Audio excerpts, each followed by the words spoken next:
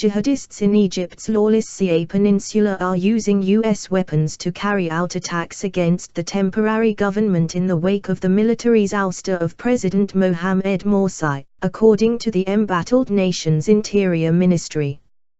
The government office posted an official statement on its Facebook page along with images of an exploded missile that hit the third floor of a building in the city of El Arish last week.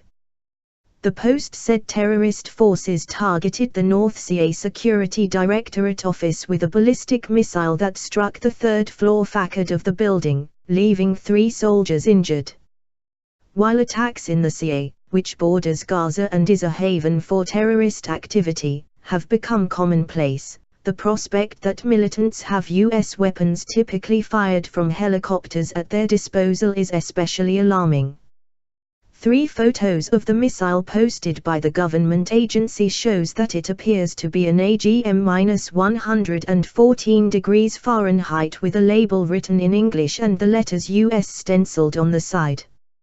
If, and that is a big if, it was AGM-114, as in the report, that's not a ballistic missile, which conjures Cold War images of something massive and long-range, but a Hellfire, which is of the type carried on helicopters.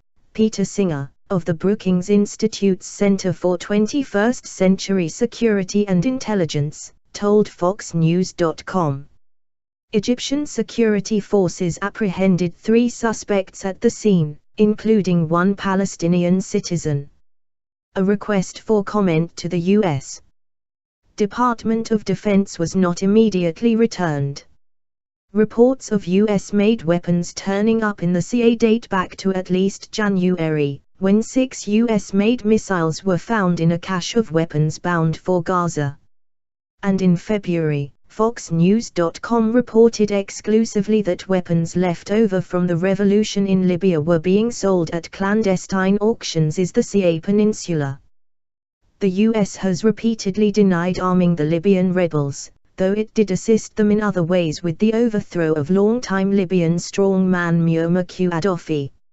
Egypt's military has been trying to rout terror cells across the Sinai Peninsula for several weeks. A recent attack on a military outpost left 6 Egyptian soldiers dead. Some 17 security force members and 5 civilians have been killed in the region since Morsi's ouster on July 3.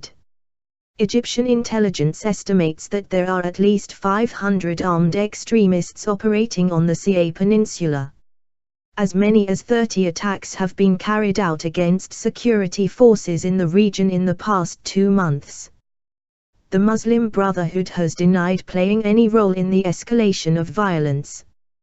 While most reports focused on the unrest in Cairo leading up to Morsi being removed from office, the Sinai Peninsula has seen a large amount of civil unrest. Dozens have been killed in the past month during skirmishes between the military and guerrilla fighters.